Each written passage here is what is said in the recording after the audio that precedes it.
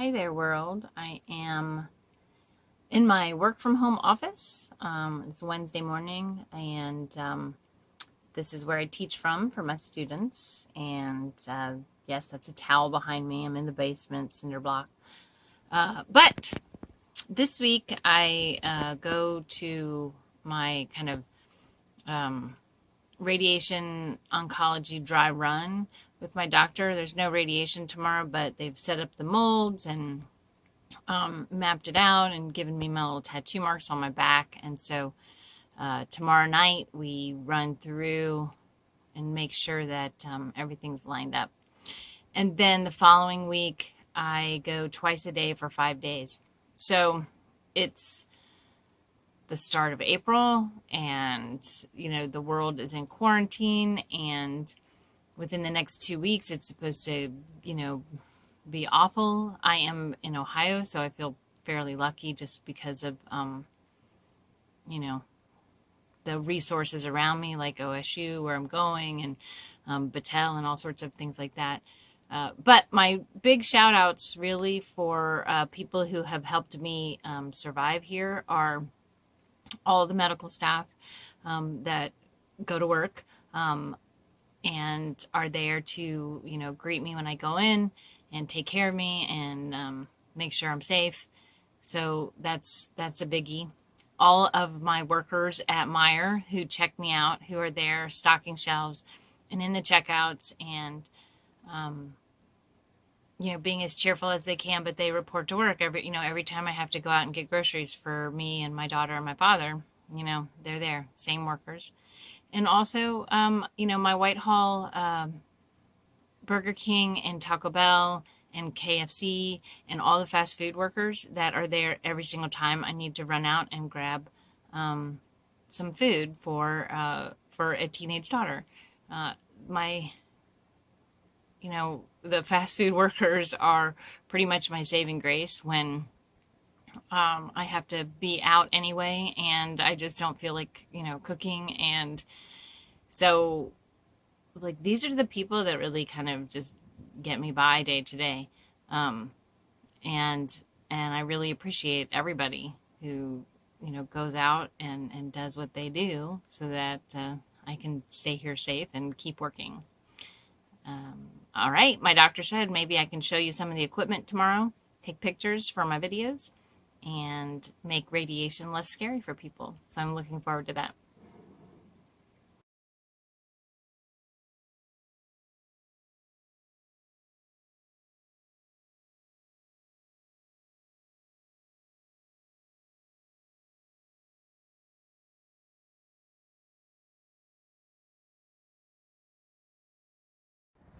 Hi there. We are trying to have a different view and be outside, different view than all my other videos. If we're lucky here, you can get a little picture of an alien butt right there. Alien butt. All right, so tomorrow morning I have to be at radiation at the bright time frame of 7 a.m. And I'm honestly, there's Dad's van back there.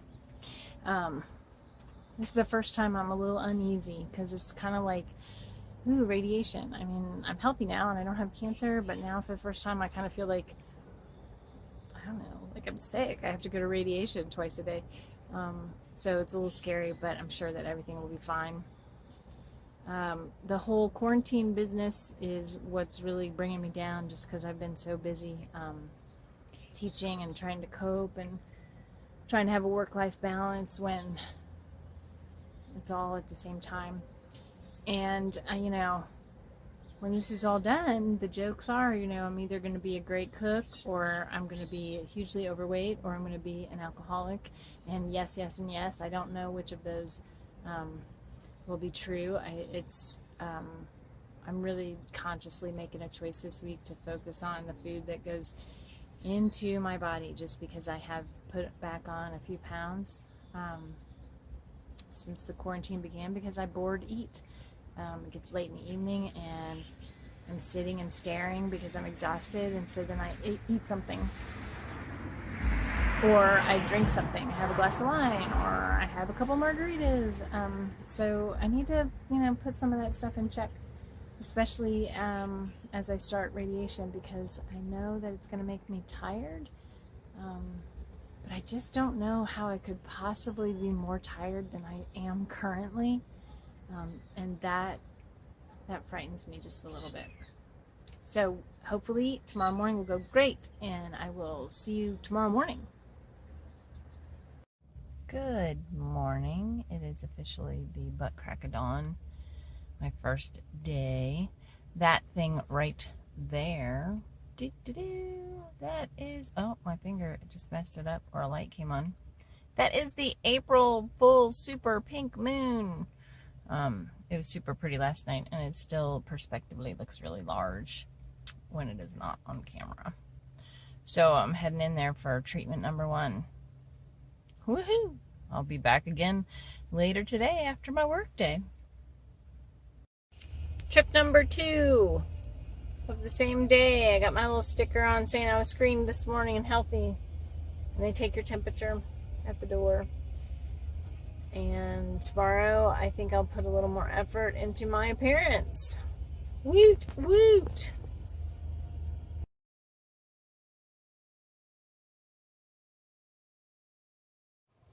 It's about 6:30, day 2, getting ready to head out. This is a little public service announcement for Instagram and Twitter, and for all the dudes that send little messages here, hey girl, hello beautiful. While I guess for like a brief negative split second, it's kind of flattering, but it's also kind of creepy. So that's okay. You don't need to, hey beautiful me or whatever. If anyone wants to talk to me or engage with me, like, absolutely, I will engage and talk with you. But how about make some effort and demonstrate that you, I don't know, looked at my website, read my book, watched my YouTube channel, know what the hell I'm talking about. And then I might actually engage with you. Still won't hook up with you or any of that other stuff, because you send messages, hey beautiful, to like 500 women a day probably. So just putting that out there. I have enough to worry about other than people creeping on me. But hey, if you want to learn about me and you want to give me an opinion about something that you actually have researched about what I'm going through, or my book, or all that fun stuff, then feel free to chit chat with me. I want to wrap up this video series before I'm all finished, because I am now 3 days out of 5 days finished with the radiation. And I go, just to make it clear, I go twice a day for 5 days. And I'm in the middle of the quarantine, and the staff at the Stephanie Spielman, they're super aware. We get checked in, our temperature taken every time when we go in. And I cannot stop thinking about really how incredibly lucky I am. My breast cancer journey started in January when I found out, within the first 10 days of January. And I met a woman while we all sit and wait for our radiation. I met a woman who's also, her journey is very similar to mine. She found out in January. She had her surgery a little quicker than I did. Her radiation treatment is a little more extensive. So she goes 20 days, once a day.